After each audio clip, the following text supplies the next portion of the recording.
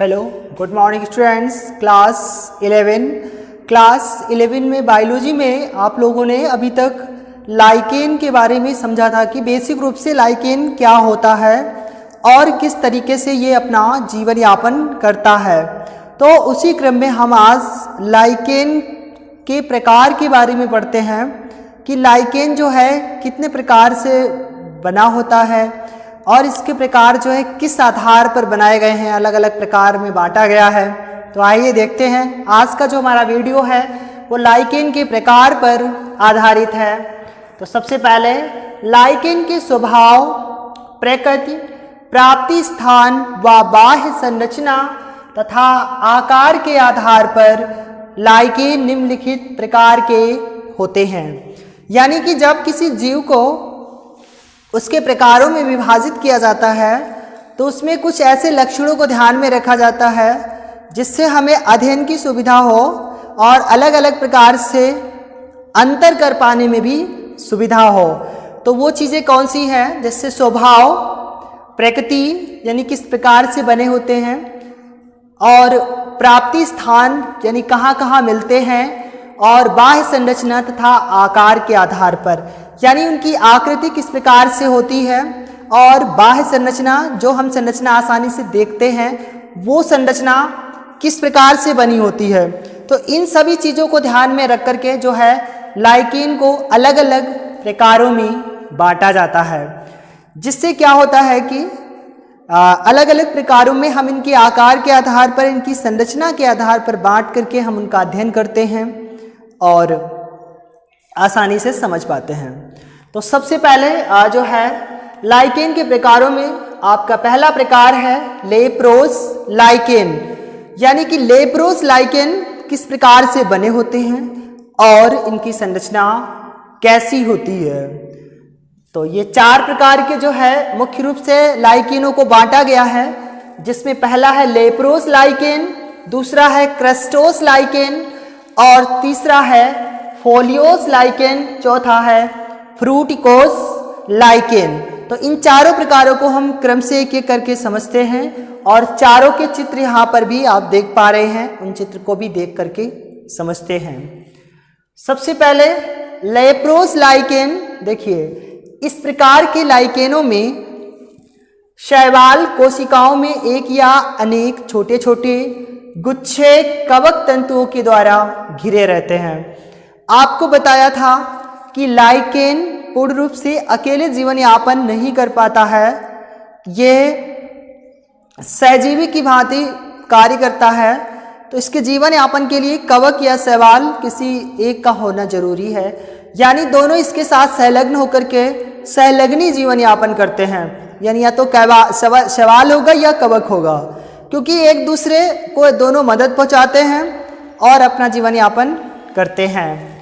तो उसी प्रकार से लाइकेन में देखिए क्या है कि जो आपका लेप्रोस लाइकेन है ये शैवाल कोशिकाओं में एक या अनेक छोटे छोटे गुच्छों के रूप में कवक तंतुओं के द्वारा घिरे रहते हैं। किसमें घिरे रहते हैं? शैवाल कोशिकाओं में। जो शैवालों की कोशिकाएं होती हैं उन कोशिकाओं में ये एक या अनेक छोटे छोटे गुच्छों के या अनेक कह सकते हो कि कवक तंतुओं के द्वारा घिरे रहते हैं। शैवाल कोशिकाओं में इनका आकार कैसा होता है? कवक तंतु के साथ में गुच्छे के रूप में व्यवस्थित होते हैं। अतः कवक स्तर तथा शैवाल स्तर में अंतर कर पाना कठिन होता है, क्योंकि ये लाइकेन जो है शैवालों की कोशिकाओं में जो है एक या अनेक गुच्छों के रूप में होते हैं और ऊपर से कवक तंतु इनको घेरे रहते हैं। इस कारण से जो आपके लेप्रोस लाइकेन हैं इनमें शैवाल और कवक दोनों में जो है, दोनों की स्तर में जो है अंतर कर पाना कठिन हो जाता है। उदाहरण में देखिए लेप्रेरिया इनकाना, कौन सा उदाहरण लिखा हुआ है? लेप्रेरिया इनकाना, ये इसका अच्छा उदाहरण है। यानी कि इसमें शैवाल और कवक की जो स्तर होती है दोनों के स्तर में भेद कर पाना थोड़ा कठिन होता है। ये पहला है लेप्रोस लाइकेन, ये बना हुआ है देखिए ये संरचना है लेप्रोस लाइकेन की, ठीक है, क्योंकि इनका बहुत ही विकसित आकार नहीं होता है, विकसित रूप नहीं होता है, और जब ये अपना जीवन यापन करते हैं तो किसी न किसी शैवाल या कवक को सजीवी बनाते हैं। तो शैवाल और कवक दोनों के जो स्तर होते हैं उनको अंतर कर पाना मुश्किल होता है। इसके बाद दूसरा है लाइकेन क्रस्टोस लाइकेन। तो क्रस्टोस लाइकेन देखिए क्या है, इन लाइकेनों के थैलस आधार से चिपकी पपड़ी जैसी अवस्था में पाए जाते हैं। यानी कि जो क्रस्टोस लाइकेन है इनकी जो संरचना है, इनका जो थैलस है वो जो है आधार से चिपका रहता है, और आधार से जिस आधार से चिपकता है उस आधार पर पपड़ी जैसा दिखाई देता है। कैसा दिखाई देता है? पपड़ी जैसा दिखाई देता है। ये देखिए दूसरी संरचना बनी हुई है क्रस्टोस लाइकेन, जिसमें ये रॉक और नीचे लाइकेन, ये दिख रहे हैं आप। रॉक मतलब ये चट्टान से चिपकी हुई संरचना है, यानी जहां पे चिपकता है जिस चट्टान से उस पर ये पपड़ी की तरीके से चिपका हुआ होता है। इनको सतह से पृथक कर पाना कठिन होता है, क्योंकि पतली महीन जो है स्तरित पपड़ी जैसी संरचना होती है, और जिस चट्टान से चिपकते हैं वो उससे इनको अलग कर पाना थोड़ा मुश्किल होता है, पतली संरचना के कारण, पपड़ी जैसी संरचना के कारण। जैसा कि आप चित्र में भी देख पा रहे हैं, ये चट्टान बनाई गई है और ऊपर ये पपड़ी जैसी जो है क्रस्टोस लाइकेन की संरचना है। आगे देखिए थैलस पूर्ण या आंशिक रूप से अधो स्तर में धंसा रहता है, जैसे बेउलिया, ग्रैफिस आदि। यानी इसके अलावा और भी लाइकेन होते हैं जो क्रस्टोस लाइकेन के प्रकार में रखे गए हैं। तो क्रस्टोस लाइकेन जो होता है ये आधार से चिपकता है, यानी इसका जो थैलस होता है, जो इसकी संरचना होती है वो आधार से चिपकी होती है, और ये लाइकेन बहुत ही पतला पपड़ी जैसा होता है।